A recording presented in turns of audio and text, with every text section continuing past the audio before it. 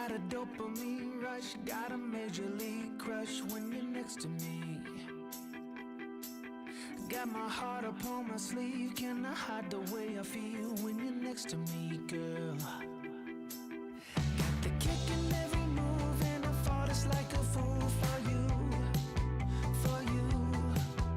Wish I knew just what it was, but why should I make a fuss? Just stay next to me, girl, next to me, girl. Something special, don't know why, something special that I like about you, about you. There's a mystery entwined, something bigger to define about you, about you. Am I the only one to see? Got me down on my knees, taken by your gravity.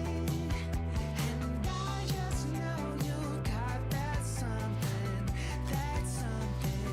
something special about you.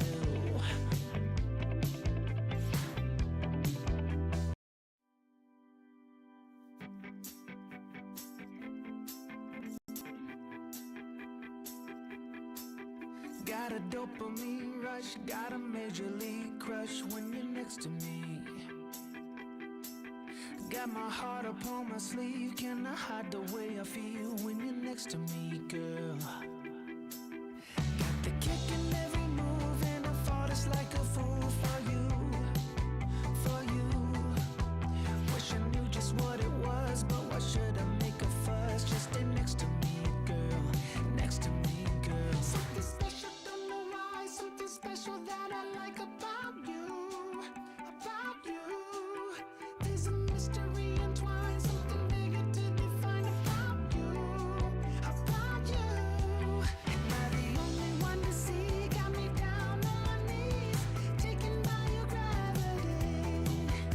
And I just know you got that something, something special about you.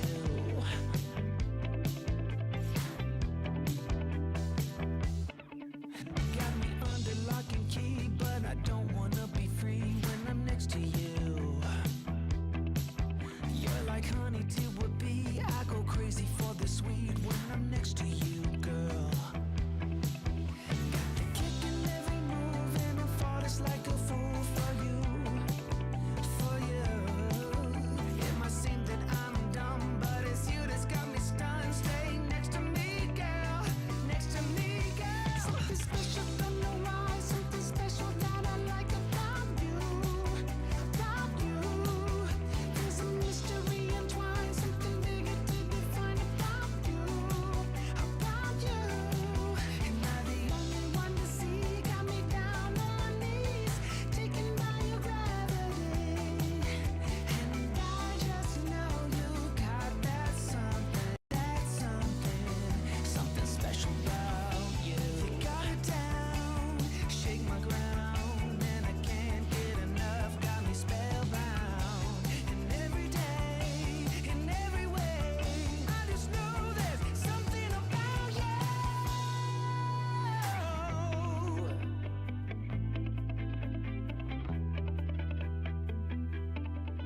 Something special, don't know why, something special that I like about you, about you. There's a mystery entwined, something bigger to define about you, about you. Am I the only one to see? Got me down on my knees, taken by your gravity. And I just know you got that something, something special about you.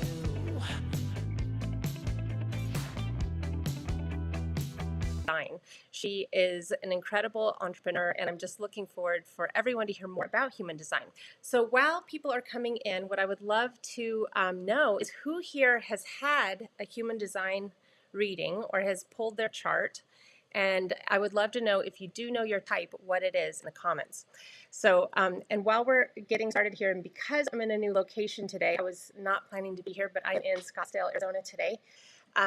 I want to make sure everyone can hear me, because this is the first time I'm using this software on this laptop, and this laptop is struggling. It's struggling. It's like, oh my gosh, this is a lot for this little MacBook Air. So I just want to make sure that you all can hear me. So if you wouldn't mind, there's a link in the description of this post, And if you click that, then it gives permission so that I can see your name when you are doing the comments. Okay, awesome. Hi, Teresa. Teresa is also in human design, and as many of you know her from all the years that she's been with us. Teresa, can you put your type too? So Chris pulled her chart, manifester. Renee is a manifester. Wow, we have a lot of manifestors. Woo, that's good. I want to be in your energy. That's awesome. I'm a manifesting generator, and it's really been a game changer. I first heard about human design in 2015 when I was living in Bali, Indonesia, and I actually worked with a woman who was a business coach that centered everything around human design. And she was a projector, and she was, I think, really at that time learning more about how she really needed to wait for the invitation. And she had so much knowledge, but she wasn't necessarily invited to share it. And so projectors can have a lot of struggle in the beginning of their life because of that. My husband is also a projector. So let's see. So Teresa is a sacral generator, 2-4. I am a 5 manifesting generator. Cool. Okay, so we definitely have some human design people in the house. Now, who here has never heard of human design? I would love to know that as well. Who here is just super curious? They don't know what human design is. I would love to see that in the comments.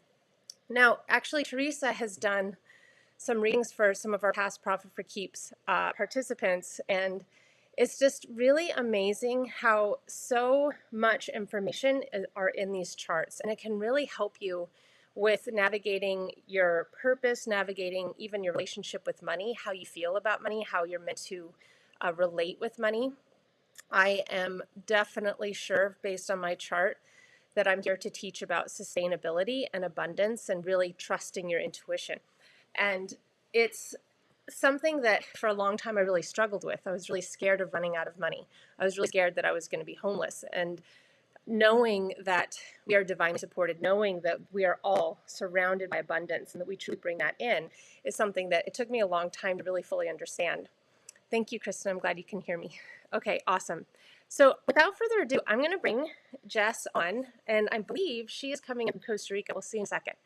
And I know that I have a little bit of trouble with this scene, so I'm going to come on. It's going to be black, and then I'm going to bring her on because I didn't get the right camera in. So give me just a second while I get her in here.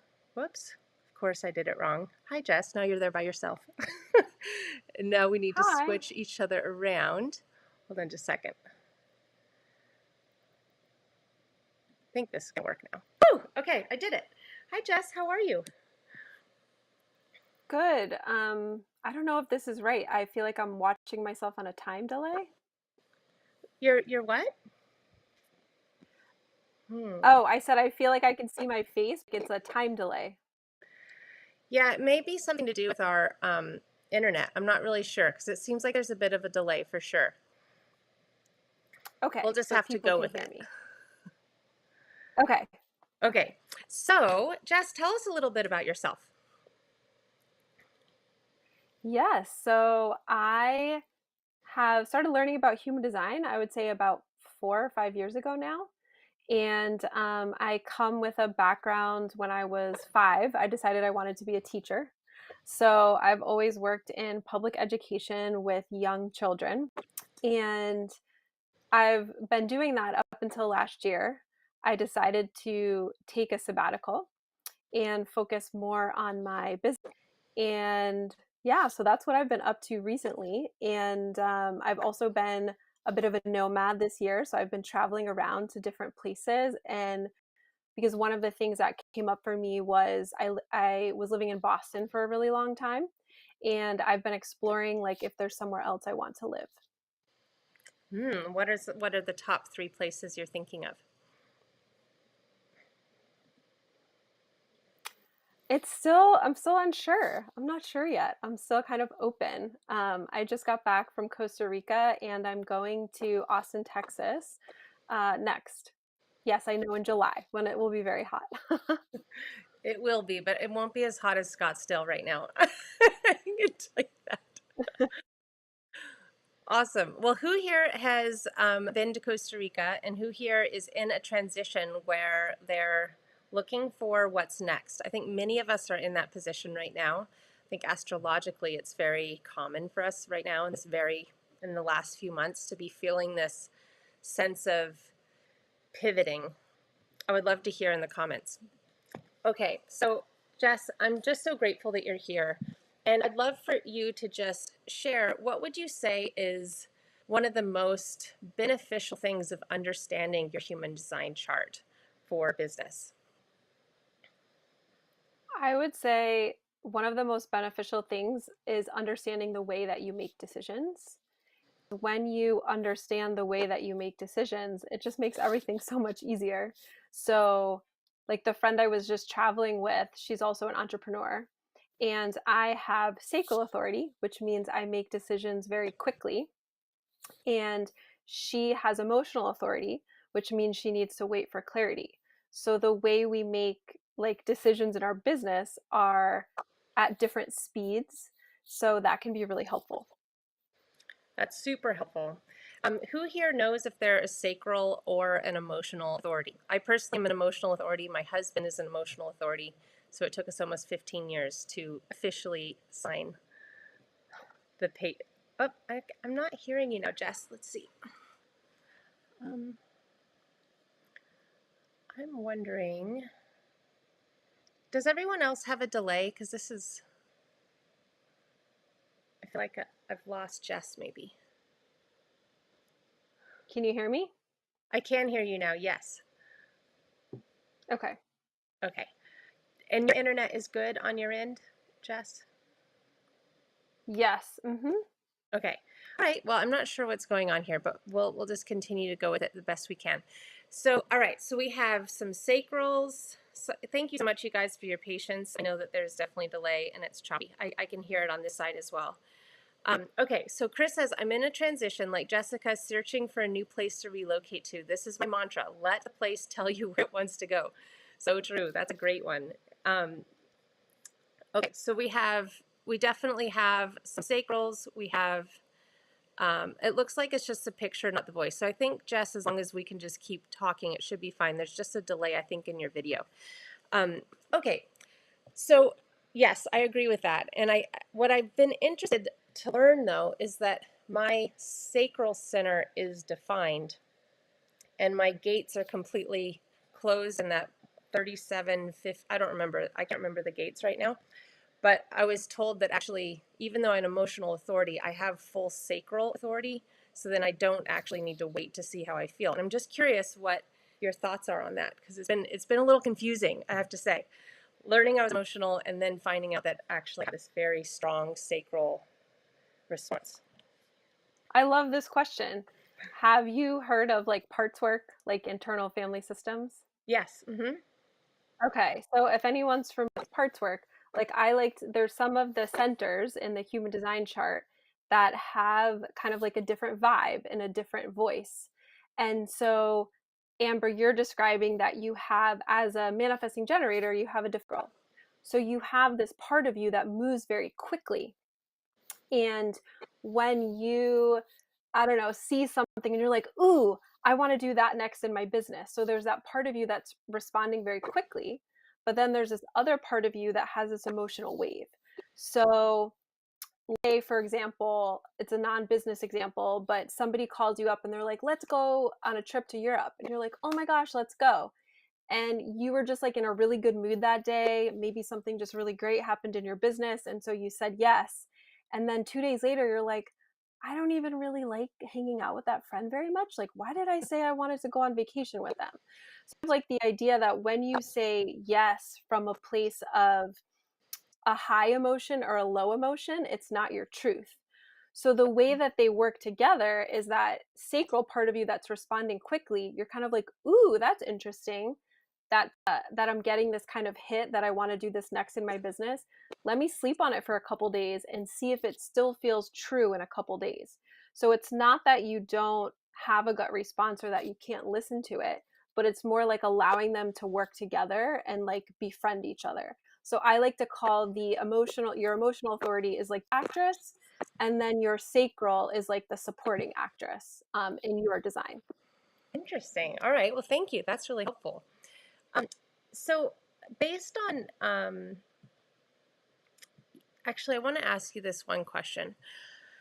You you have your style is being a warm demander. So can you tell us a little bit about what warm demander means? Yes. Because I've never So heard it comes this. from this comes from my background in education. It's a way that people use to describe kind of a teaching style. And so I would describe a warm demander as it's like I truly have people's like kind of best interest in mind. So it's a very loving approach. And at the same time, it's holding people to high standards. So, sort of understanding what somebody is capable of, like in the case of my kindergarten students, when somebody is maybe scared to write a new word for the first time, like lovingly encouraging them, like, I know you can do it. And they might start crying and have some resistance, but it's like lovingly holding them through that and encouraging them that I know that they can do it. And so, an example of this with a client is I had a client recently that we were using human design and also doing some relationship work in a coaching container. And we had been talking about different things that were important to them in a relationship. And so that was kind of one of their pieces of homework was to like write down some deal breakers. And they came to the session and they're like, oh, I didn't do it. And I was like, well, do you want to do it right now? And they're like, yes, please. And so then they were saying like after the session, I really appreciate how you like provided the space for me to do it there because I was like sting doing it, but then you provided the space for to actually do the thing I needed to do. Gotcha. Okay. So I thought maybe it was a human design thing because I was like, I've never heard of warm demand for human design. Okay, cool. So actually, Natasha was suggesting that maybe we try having you turn your video off because the audio is really choppy. Mm-hmm. Let's just try that and see. Thanks, Natasha, for that suggestion. How do I do that on this platform, Amber? Oh, you know what? Let's just not worry about it. I don't know. I could take you off video, but I don't think I Okay. could turn off your video. I think you'd have to do that. So let's just keep going. So, all right. I would love for you to explain to everyone because I think some people definitely know their types and they may even know their profile and they have an idea of how to make decisions based on the emotional or sacral or even I think there's a couple of other ones that are less common. But could you talk a little bit about the lines and how that creates the profile? So the difference between like a 5-1 and a 6-2, for example. And I would love if people know what their profile is, the numbers that you have, if you could put them in the comments. That would be really fun. We could choose one and Jess can share a little more about what that means. Yes, I'm thinking about your question, and sometimes I have this response from like, oh, I need a little more, like that feels really broad. And so, do you need to like talk about one profile? Well, here's what I'll say first that they're the numbers one, and so there's 12 different combinations. And the profile is kind of like your personality archetype. So understand profile helps you kind of is another sort of piece of kind of how you navigate the world or even what you share in business or how you show up in business. So I think Amber, did you say you have a 5? Are you a 5-1? I'm a 5-1, and it looks like at least two people in the audience, April and Renee, are also 5-1s. So one of the things about the archetype of the 5 is like you're really good at solving problems and sort of understanding almost like seeing patterns that are coming up in the collective and like providing a solution for them. And there's something the way that your energy works that you're able to like externalize that information really easily and let it out to your audience in a way that maybe somebody else that's kind of like not their natural skill. So it made so much sense to me when you said you were a 5-1 because the archetype of the 1 is also the foundation and being able to get to the bottom of things. So it's like there's this that I experienced in Profit for Keeps that was very much about like the structure, the container for your business. Like, let's create this foundation. And so, in that way, it seems like you're sort of combining both of those skills of getting to the bottom of things. And then you're like, I see this problem that people have with cash flow in their business. And like, I've sort of like created a solution with all the learning that I've done. That's awesome. I love that. That's such a great concrete example. So that makes a lot of sense. And I'm sure if Renee and April, I know April very well, and she's definitely girl, which is why we get along so well. Chris is a 2-4, and Rosie is a 1-3. I don't know if I've ever seen a 1-3. I'm curious about 1-3. That's a common one. I'll speak to a little bit about the 4 in it too. What's really interesting about the 4, this is so helpful, I think, in terms of business, is the archetype of the 4 is all about the human design is opportunist, which sounds really weird, but really what it's about is like you're an expert networker. So most of the clients I have that have a 4 in their profile have never applied for a job. Every single opportunity they've gotten has like come through their network. So for 4, it's like thinking about your network almost as a garden, and you really want to like fertilize that garden and nurture that garden because the aligned opportunities are going to come through there. So if you're contemplating like a big change in your life, you kind of want to take a look at your network and see maybe what things are ready to be composted to create space for some new energy to come along. Awesome.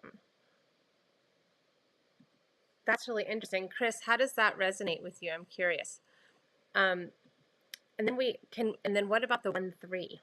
Rosie is a 1-3. Yes. Yeah, share one more thing. Like, there's a friend I have who's amazingly successful, like design business, and I'm always like, "You're not even on social media, and you don't do this, and you don't do that." And, yeah, I don't know. And he'll just be like, "Oh, I was just in an Uber, and then I became friends with the Uber driver, and then wife, and like now she designs for my company." So it's like these just really interesting ways that I feel like different people with different energies kind of attract aligned experiences. Um, and for 3, there's also this similarity with you at 1 because that 1 again is about getting to the bottom of things. But what's really interesting with 3 is that if somebody says to you, like when you were a kid, don't touch the stove because it's hot, you needed to go over and touch the stove and get burned. And then you learned your lesson. You're like, okay, got it. The stove is hot. This is especially important in business because as a third, there's I love this saying, like there's no success or failure, there's just continual discovery. And this is kind of a side note, but I actually have a 6 in my profile, and so one of the things I love doing is just observing and seeing what people are up to.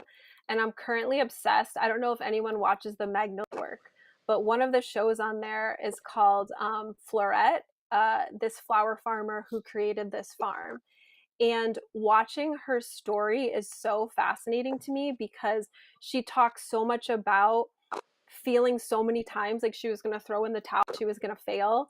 And I just have so much curiosity. Like, I feel like she definitely has the 3 in her profile because she's always trying something and learning something from it. So, as a 3, that's really your gold, is being able to sort of dive into experience and then take the wisdom, whatever the lesson was, into gold. And then that's what you're able to share with other people who maybe don't need to experience that lesson the same way that you just did. So interesting. So Chris is saying so amazingly true. She's networking is so instinctual for me, but I didn't understand how it actually plays out and need to lean into that piece more. Absolutely. We also have Ashley is a manifesting generator 3-6. So I've not seen it. Can we talk a little bit about that? Sure. Now we're even getting, and I'll say one more thing about the 1-3. Sometimes there can be a tension if you're a 1 between wanting to do the research and like find out all the information and then actually give permission to go out and try the thing. So that's kind of an interesting thing to just notice. Like, do you wait to in the research before you sort of jump off the cliff and try? And 3-6, what's interesting about this, I think I might have just said I 2. And so when you have a 6 in your file, it's the only profile line that lives its life in 3 chapters. So the first phase of your life is from 0 to 30. The second phase is from 30 to 50. And the third phase is from 50 onward. And the archetype of the 6 is the role model. And how I like to think about this is you were born wise. Like, a lot of 6 lines feel like old souls. It's not that you sort of wait until 50 to be wise, but oftentimes with experiences, this sort of like aging like a fine wine, like you just kind of keep getting better with age. And that another great example is if anyone watched a couple years ago, J-Lo had a special about like doing the, and she did the Super Bowl at 50. And it turns out she has a 6 in her profile. She was like saying something on the documentary about how she finally felt like she was getting some of the recognition kind of like deserved and didn't feel like she got earlier in her career. And so it's like, of course, she's had a very successful career, but she's like entered this phase now where it's like finally people are noticing. And so the first, what too about the 6 is the first phase of your life, you live it like a 3. So I forget the person's whose name you said, but so the first part of your life, you were actually like a 3-3. So you were just probably learning lots of lessons and maybe sometimes like, oh my gosh, nothing's going to work out or everything's falling apart. And an example from my own life, when I was still in that third line phase under 30, I actually got my first teaching job and it was just such a disaster. Like there wasn't great leadership at the school. I mean, I was miserable. I was working like 12 hours a day, like falling asleep in my clothes at home. It was not a good situation, but I never would have quit because that wasn't how I was raised. And I ended up like getting let go from that job. And I'll never forget the feeling of like failure and like devastation. But like 2 weeks later, I had a new job that was like such a better fit. And now I get to like share about this experience of, you know, feeling like something was the worst moment of my life was actually one of the best moments of my life. And so a lot of third lines and 6s who are living that first phase as third lines have that experience because the first of your life is learning through experience, and the second phase of your life from 30 to 50 is about learning through observation. And then that's why after 50 you get to be so wise because you're able to integrate this time of learning through experience and this time of learning through observation. That's incredible. So this is for anyone with 6 in in their profile, whether it be at the first or the second. Yes, there are no walls with that's not true. Just kidding. Yes, it's no matter where the 6 is in your profile. Amazing, because we have Catherine, who's a projector 4-6, and then Kristen, and Kristen's on my team. She's a 6-2. Also, my husband's a 6-2, and they're both projectors, I'm pretty sure. So that's interesting, like how I attract a ton of 6-2 projectors. And you're a 6-2 projector too, aren't you? I'm a generator, but yes, I would Oh, you're a also say like, generator. yeah, there Oh. there can be resonance. I feel like I have a lot of 6-2s in my life. Like I have a 6-2 manifestor friend, a 6-2 projector friend. There can be a lot of resonance between the profile lines. And I do feel like for some reason like find each other. Yeah, that's so interesting. Okay, cool. So Ash says, yeah, I totally relate to this. Kristen says, I love the chapters concept. Yes, I've heard that before. My husband's in the 3rd chapter right now, and we call him my senior advisor because he's so wise. I mean, he always can see what I can't see, and I'll be like, "Yep, you're right," even if I don't want to hear it. So that's really great. Does anyone have any questions for Jess? She is just such an incredible expert in this, and I'm going to have Jess share more about where you can actually work with her because I think I highly recommend having work done in this area because the more you really understand your design, the more you can really start to trust your intuition. You can trust your path, even if others are looking at you like you have 2 heads. It really allows you to live what you were coming here to do.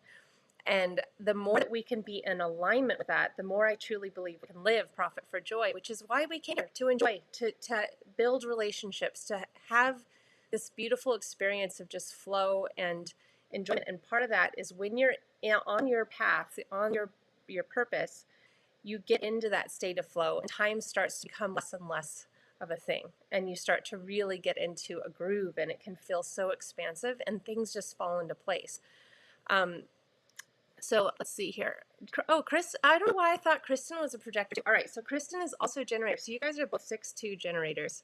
That's really interesting. And Catherine says, so true. I'm in my 30s, just finding my way career-wise and had a lot of failures in my past, but taught me so much.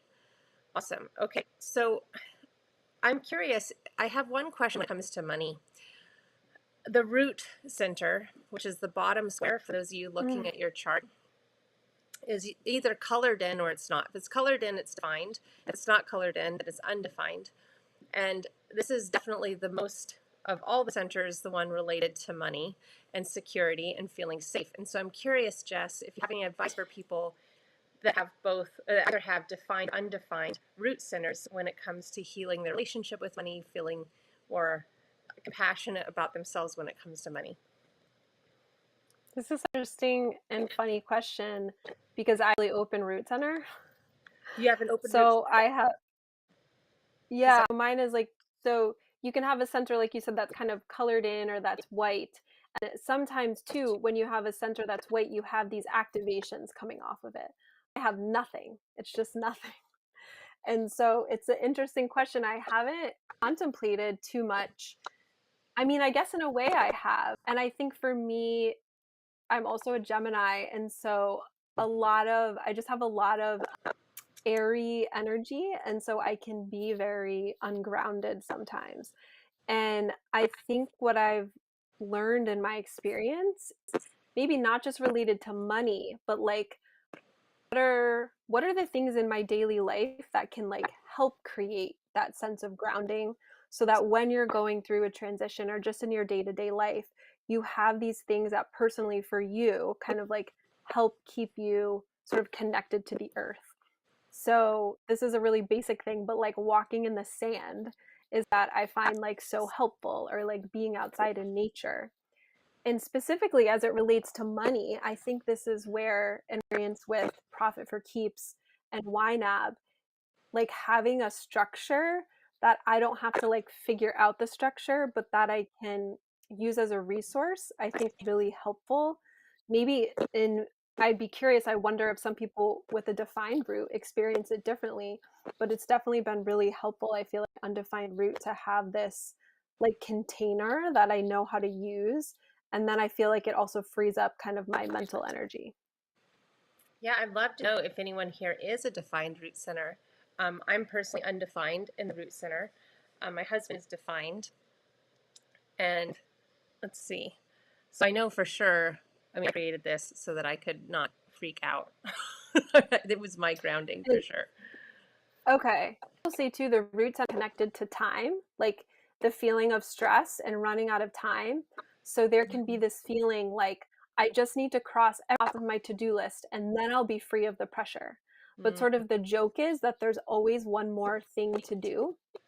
And yeah. so I like to think about like dancing with the pressure. So sometimes it might feel a 20-minute window to try to like bust through a big task, like that could feel exhilarating, but at the same time that's like not your natural state.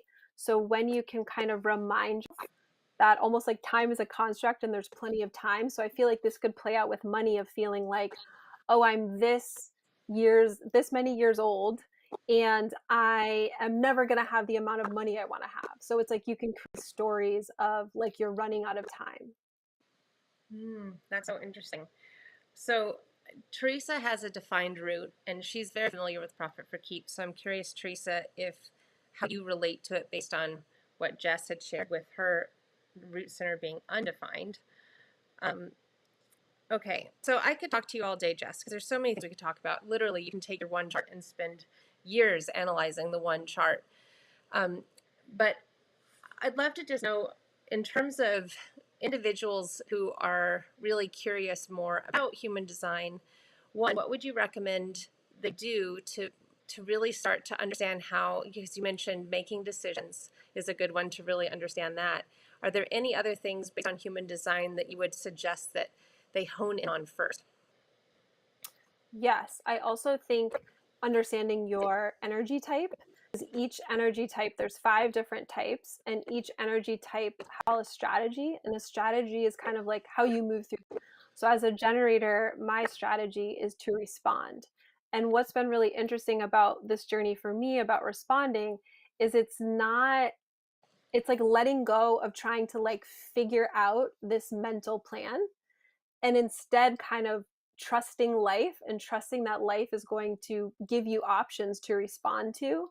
And actually, this is, I think, connected to money for a lot of generators and manifesting generators in terms of responding. Is I feel like in our world right now, there's so much focus on manifesting, but most clients I work with who have a defined sacral are so busy trying to be in the doing that there's actually no space. They feel super uncomfortable with receiving, whether it's a compliment, whether it's support. And so then you think about wanting money or abundance, and it's like, oh my gosh, but you've totally shut yourself off. Like, I was talking to this client once, and she was like saying things like, oh yeah, but like I can do it all myself, and I don't need this, and I don't need that. And I was like, whoa, like stop and listen to the words that you're saying. Like, if you want to welcome in receptivity and abundance, then you have to be a little more open, sort of like co-creation.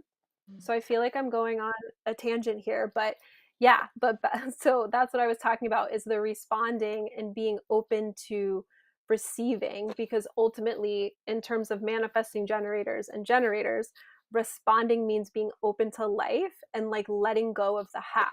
So I'll give an example. I'm always amazed how these things happen. So I think it was in December, I somehow saw something about Kate Northrup's program, Relax Money, and I, sacral responder. I was just like, ooh, gonna join that.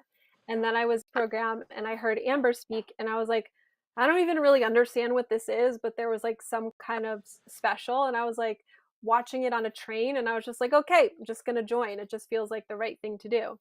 And then I was in Amber's Profit for Keeps, and I heard, I forget who it was, speak about like public speaking and speaking to more audiences, and I was like, Martin. ooh, that, like, I want to speak to more audiences. And then I ended up like accidentally, I don't know, on a hot seat with Amber, and then she invited me to come speak to this community. So it's like when I let go of being like, well, how am I gonna find the people, or how am I gonna sort of make this happen, it's like then I sort of free up space for it's like me getting clear on what I want, which in a way I think is kind of similar to all the types, but more clear on kind of what it is you're wanting to create.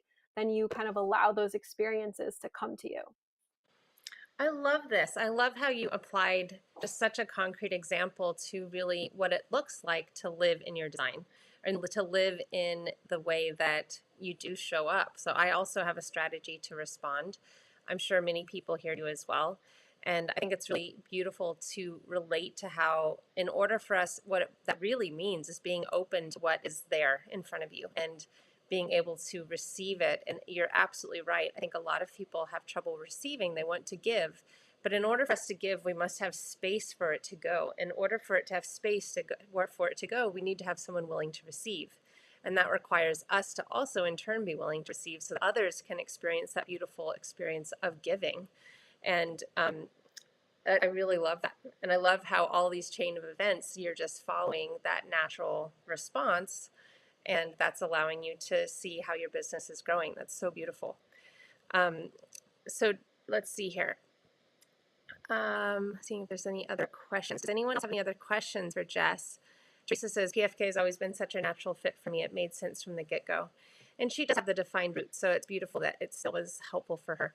I've had a goal at some point to have the program set up for different types of human design, and also Colby quick starts and fact finders, so that people that are quick starts don't need to know the context, they can just go right into it, and others that need a little bit more information can have it presented a bit differently. I think it can really help from a learning perspective.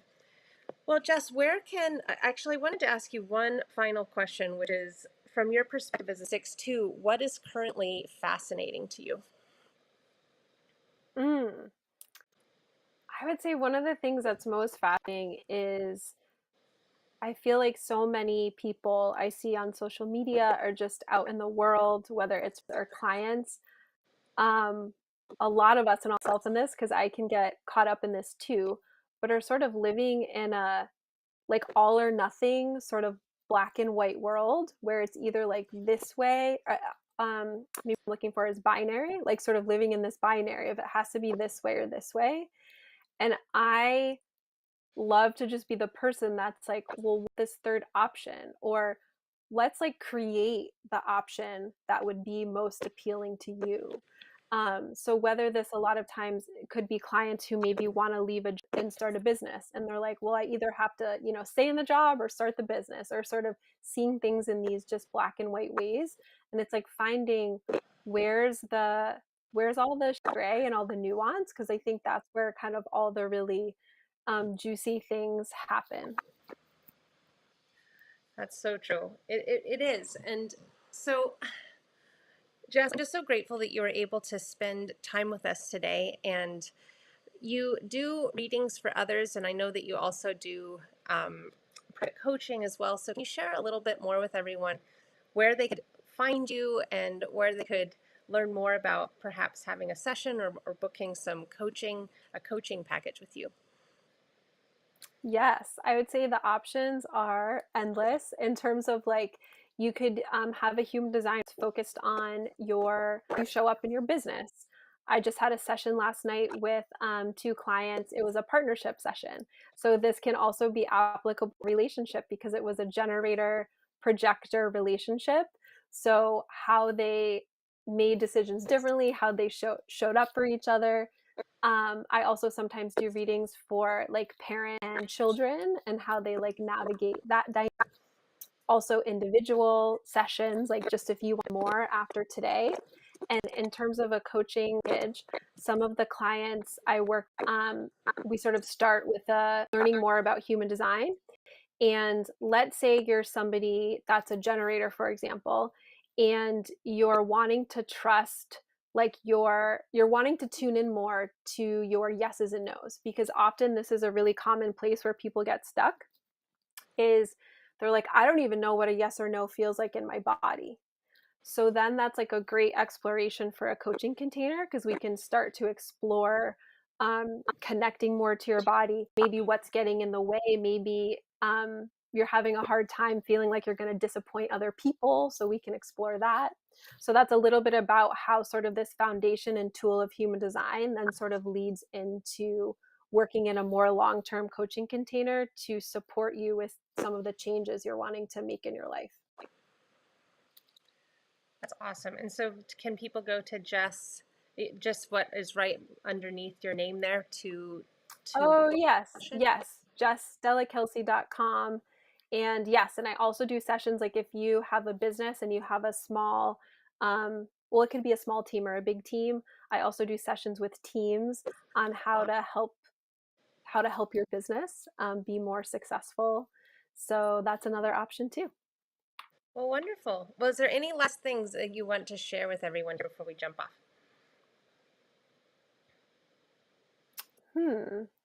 No, I don't think so. I feel like I talked a lot. So yeah, I think I feel. Well, we really appreciate you being here, Jess. And everyone, thank you so much for your questions and for sharing what different designs you are and types you are. I think that this is a really fascinating subject. There's so much to learn about it. If anyone has Gaia as a subscription service, there's some really great interviews on there about human design and the origins of it and how it came out. And I had no idea, but Taos, New Mexico is part of that story. And as you all know, or many of you know, I'm in New Mexico normally. And I was really excited to hear that Northern New Mexico had a part to do in that.